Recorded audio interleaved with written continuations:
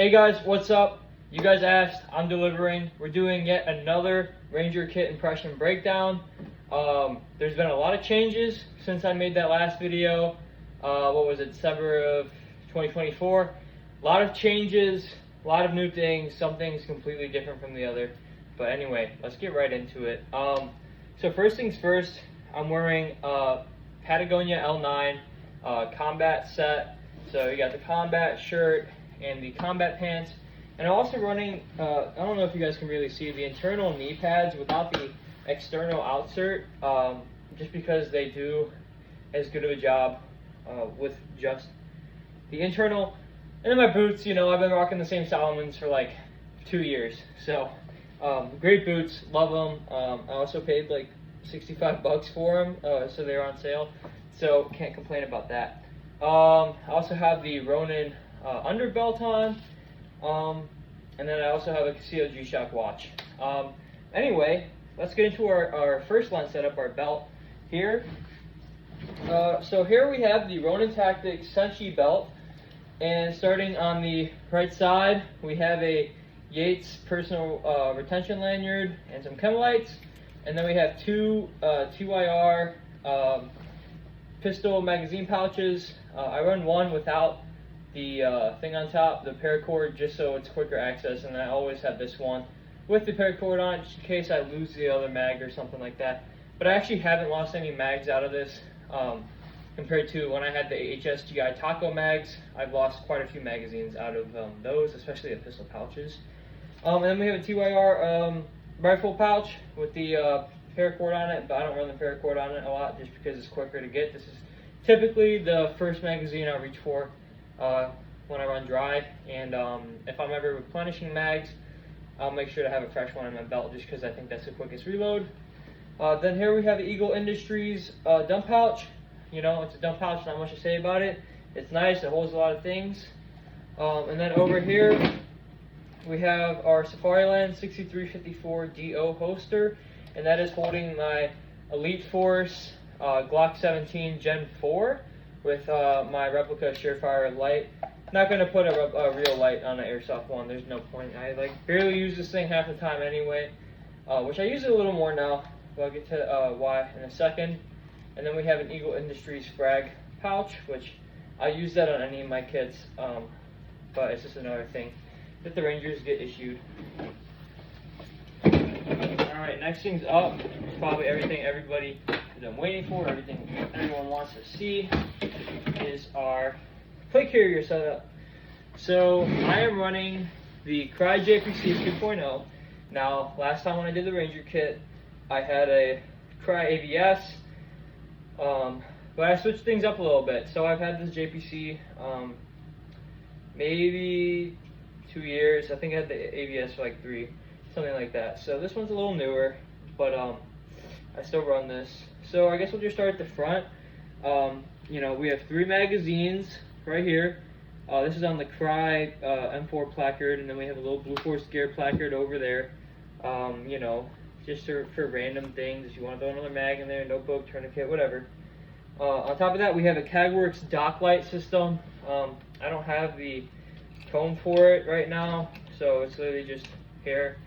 You know, LARP is fashion half the time, so it doesn't really matter too much. And then, like in the admin pocket, I'll always carry like a little notebook, like a little Right in the Rain, and one of those Right in the Rain pens, but I don't think it's in there right now.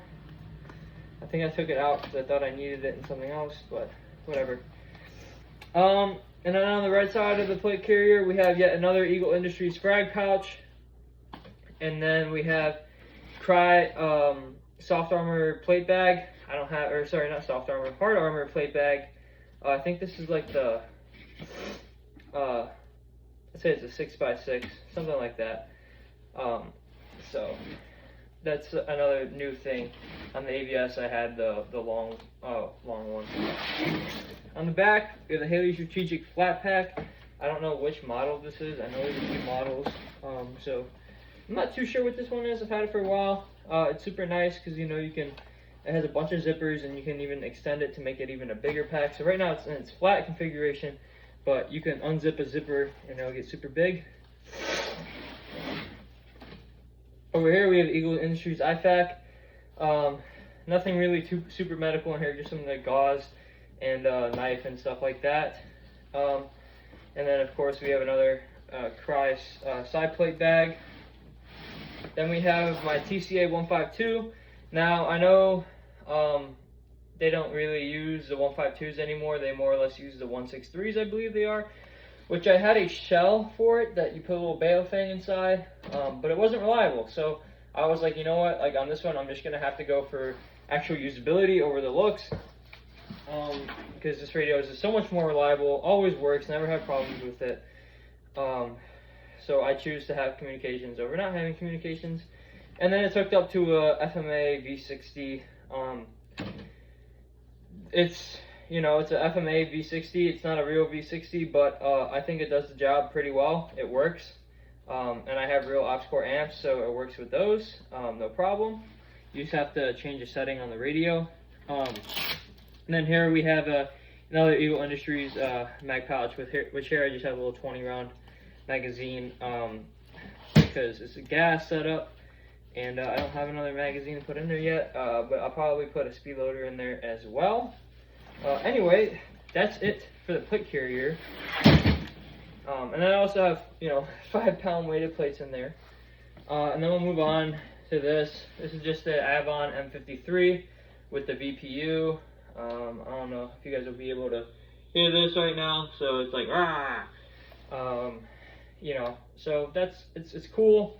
It gets hot, especially when you don't have a PAPR system. And then for airsoft, I just have one of the standard filters on there, not the CBRN threat or anything, because why would I waste a perfectly good $75 thing just for airsoft? And then our helmet setup. So helmet setup's got a lot more juicy since last time. So this time around we got a lot of new toys and stuff like that. So of course we have the aux core amps, and this is on a FMA SF helmet. So it's FMA, not a real aux core, unfortunately. One day though. But for airsoft, right now I don't see the point in needing a real one. I've had this one for probably 2 years, I think, maybe even a little longer. It's done me great. I love it. It's pretty comfortable. No complaints on the helmet.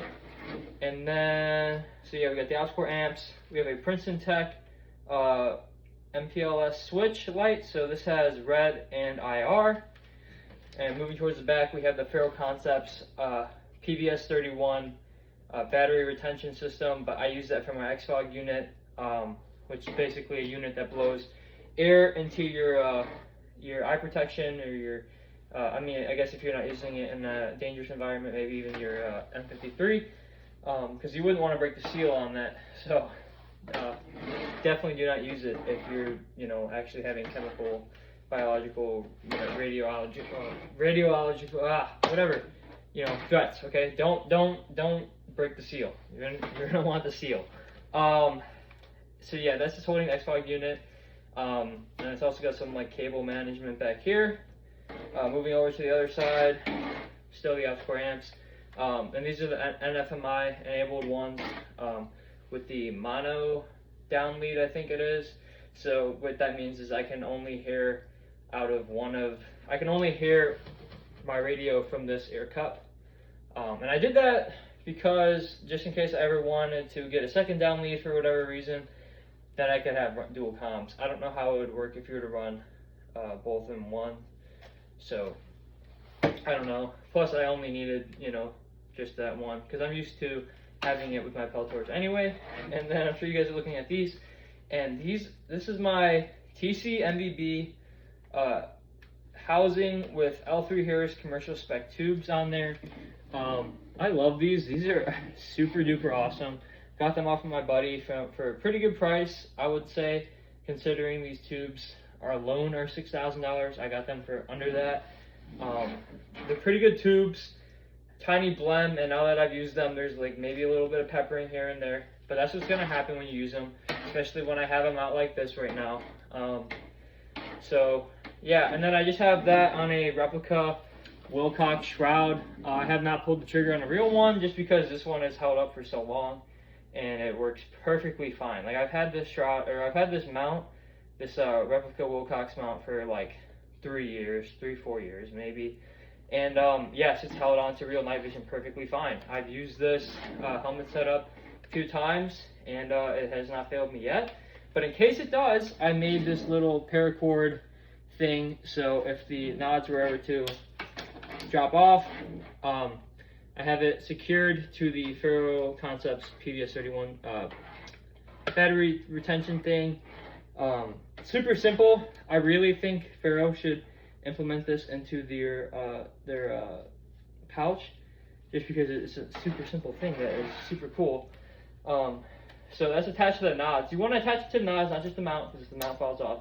When I was running my PVS-14, I did drop it on the ground because I didn't have a retention system on it, and I didn't put it on the mount properly. So that sucks, but it worked completely fine. Shut off for a second. But yeah, Faro, if you're watching this, probably not, but if anybody from Faro is watching this, you guys should really try and add a little MVG retention thing to this pouch here, the PVS-31 thing. Literally all I did was I had an extra OpsCore bungee shroud, because on this helmet I have a real OpsCore modular bungee shroud. I don't know, I just had a real one, so that's what I got. And the bungee shroud actually broke off, so that's what I'm using on here. So I actually don't really use the bungee shroud to hold onto my nods anymore, just because I don't want them to break off. But the nods are pretty stable, you know. I mean, like, they might shake around a little bit, but it's whatever. And then we also have the Outdoor Research Firemark gloves. I believe that this is what those are.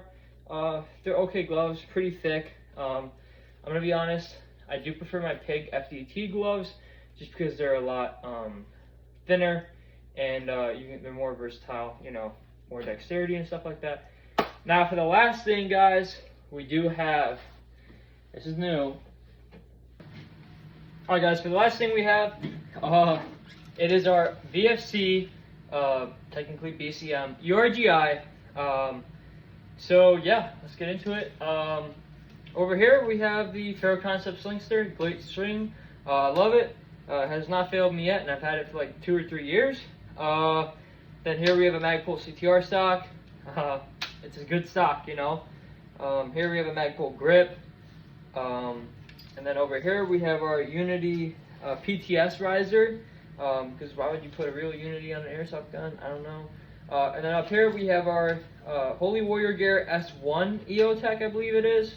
It's okay, but like half the time you're just kind of pointing and shooting an airsoft anyway. And then up here at the front we have our replica Insight WMX with our pressure switch taped down here, our BCM gunfighter grip, and I like this because it's like, you know, when you're holding it, it kind of like helps you pull the rifle in a little more, and it kind of gives you more support. Like, I don't know how to really say it, but you're not really putting too much tax on pulling the gun up, because you can pull it back more when you have that grip on there. Plus, it helps you find the pressure switch and the Engol super fast. And then, yeah, of course, we have the Somo Gear Engol.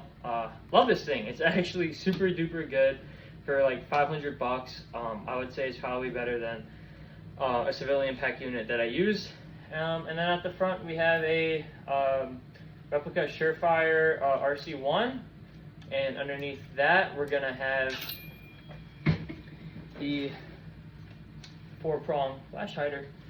So yeah guys, that is basically it. I don't think there's a lot of gas in this mag, but I'll try and give you guys a little shooting. So yeah guys, super cool. That is it for the kit breakdown. If you guys want to see anything else, let me know. I do have more kit to show you guys. I do have the FCPC and the LV119, and those have their own respective setups with the helmet and the belt, and maybe even the clothing. So yeah guys, let me know what you want to see. I appreciate you guys watching the video, and if you guys want to help me out and help the channel out, please leave a like, subscribe if you're not already, and drop a comment. I appreciate you guys. I love reading your comments. I love responding to your comments, and it gives me more engagement. So if you guys want to help spread this video around, I'd appreciate that too. But any that is all. You know what I'm saying? So martial law, guys.